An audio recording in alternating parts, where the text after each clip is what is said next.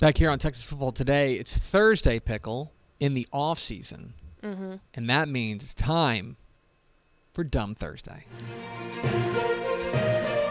Texas Football Today is proud to present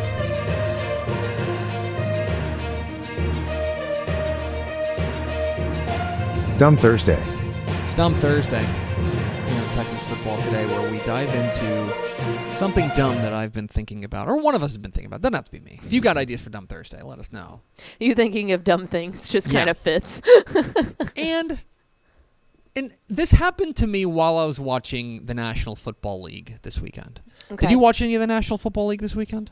Yeah. Okay, you watched a little bit of it? Yep. I'm going to be watching it this weekend too. Go boys. And I watched it, watched Saturday, watched some on Sunday. I watched the first two drives on Monday before when Hank decided he's a Tampa Bay Buccaneers he's fan. I'm into the Bucs. I'm like, cool, man. Let's go to bed. And because I'm a media consumer, like I'm a football consumer, but I think that you and I maybe view football in a different way than other people. Specifically, because we're in the media, I pay a lot of attention to like the broadcast. Yes.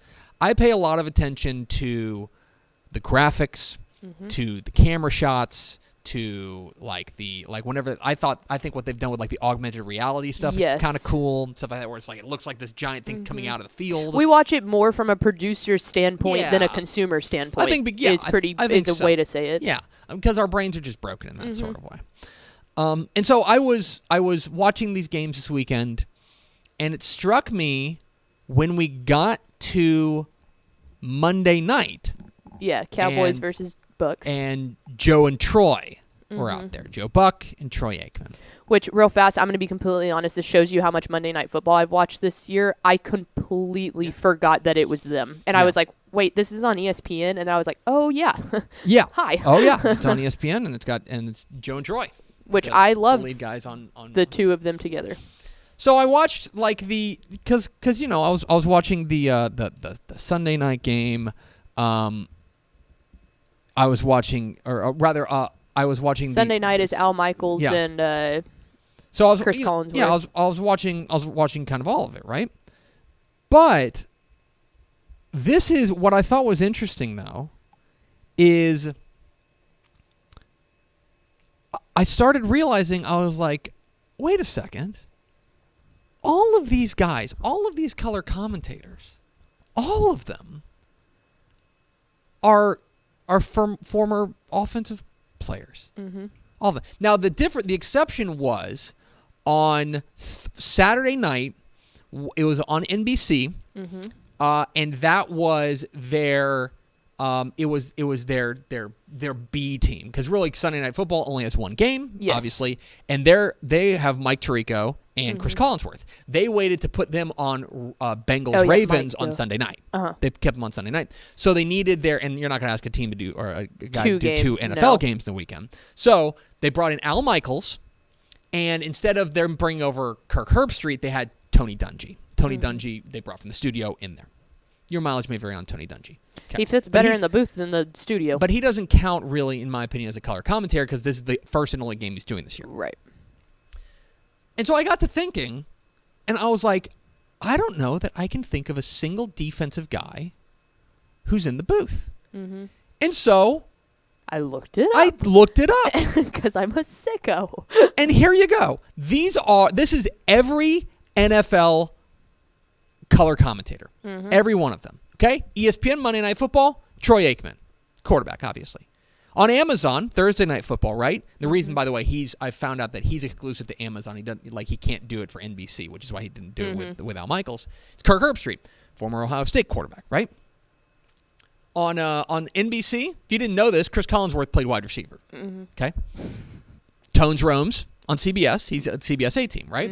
So then I looked up the rest of Fox's guys, okay? Greg Olson's their number one guy on color commentary, okay? He's a tight end. Moose, former Cowboy, fullback. Which rules. Mark Schlereth, a fullback named Moose. Still rules to this day. Mark Schlereth, former ESPN analyst, now works for Fox as a color guy. He was an offensive lineman.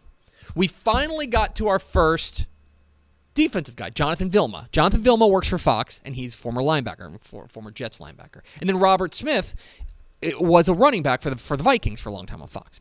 Maybe CBS will do a little bit better. Okay, Charles Davis. Yep. Charles Davis is their number 2 guy on there. He's a former defensive back. Same thing, actually. I believe this is his first or second year. Adam Archuleta, former Rams defensive back, former Rams safety, is on there as well. He's a defensive back. But then look at the rest of them. Mm-hmm. Trent Green, quarterback. James Lofton, wide receiver. Jay Feely, kicker. Yes. Tiki- Again, rules. Tiki Barber, running back. And then they started, I believe this is the first year for Mark Sanchez. The He's butt a former fumble. quarterback. So look at this. You've got a grand total of 16 color commentators for NFL games. 16 of them. Mm-hmm. And 3 are defensive guys. 3. Now, and it would be one thing if they were all quarterbacks. Because, like, I think there's this notion that we have of, like, oh, quarterbacks see the game a different way. They have to read the defenses so they can speak to it in a variety of different ways. But, like, and I kind of buy that. But I also think that, like, if you're a football player, you probably know the game of football. Mm-hmm. It's just me.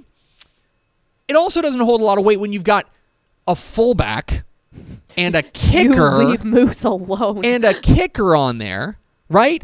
Of like, oh, these quarterbacks, like they're the only guys who can call a game. Mm-hmm. And I think personally, I would love to hear more defensive-minded thoughts in my broadcasts than we get right now, because I think and I get it that like you've got to do it for a big audience, right? And touchdown sell, but at the same time, for me, I would love to see somebody breaking down the Tampa 2. I'd love for people to be breaking down the coverages a little bit better than we're having right now, because right now it's so focused on the on the offense. Yeah. And I don't know. Maybe this is me, and maybe I'm on an island by myself. But I would much rather have more of a defensive mind up there in the booth than an offensive mind. That's not to say that Tony Romo can't do that. It's not to say that Kirk Herbstreit can't do that. But I think that in the end, you're looking at these guys, and they're going to talk about what they know. And if they played offense, they're going to talk about it from with an offense as a protagonist type perspective. Right. No, I mean, I completely agree, and I think that you're correct in the fact that there is a subset of the population that's on that island with you. I would be one of them. I would love to hear that side of things, but I think that fundamentally, yes, touchdown sell, and that's what it is. There's some other things that have to go with when you send out, as you know who the next one is. It's Tom Brady. Like, he's already signed the deal. When you say that name, there's such an awareness of, my grandma could say, "Oh, did you hear Tom Brady's on the call?" Like, she's not gonna know of even probably a good defensive player. JJ Watt might be the one exception of, like, okay, I could see that. But I also do think, and I have some takes on some of these color commentators just as broadcasters. I don't think some of them are super great at the actual broadcasting side of stuff, but I do think that a lot of them tend to be offensive players, because all of those offensive players went through the league getting interviewed time and time and time again. I do think that there is still a little bit of, they do want a person that sounds good on a mic, but I think that is slowly deteriorating. Do you know what I think it is? I think from an executive perspective, I think it's such an old school way of thinking that, like, you had Frank Gifford, and it's like, oh, okay, well, then you just get the quarterback in there. You get the offensive guy in there. And by the way, this is not an NFL only phenomenon. Look up and down college football broadcast crews. Oh yeah, absolutely. Look up and down, right? Kirk Herbstreit, obviously, right? But, like, remember, RG3. Thursday night primetime is Louis Riddick, who is a running back, right? Friday night primetime, Andre Ware, former Houston great, right? And then think about I believe the lead guy on ESPN, or one of them, is Joe Testor and Greg McElroy. Okay? What about Robert Griffin III? Third, yep. What about Brock Osweiler? What about Dan Orlovsky, right? All these guys are offensive guys.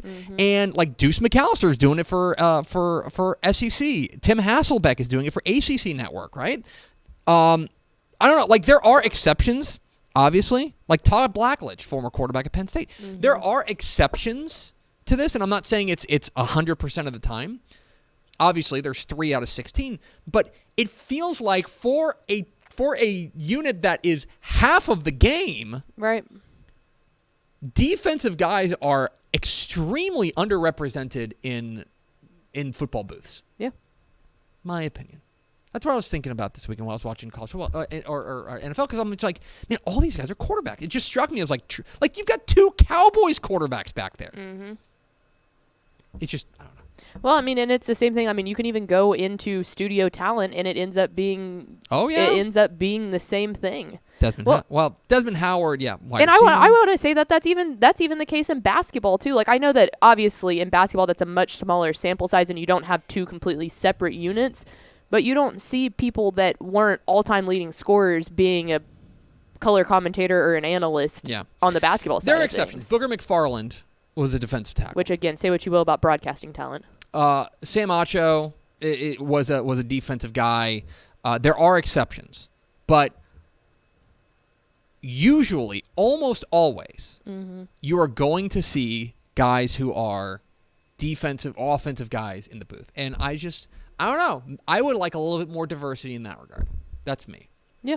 But perhaps shout out kickers. Perhaps that's a dumb thought. I would like kickers to be Perhaps more that's a dumb represented. thought, which is why it resides here on Dumb Thursday. Dumb Thursday. Thanks so much for watching that video. If you would like more and to be notified when they come out, go ahead and click that subscribe button right down there. You can also watch Texas Football Today every day live at noon on TexasFootball.com, Facebook, Twitch, and right here on YouTube. For more of the best coverage of Texas football in the Lone Star State, go to TexasFootball.com/subscribe.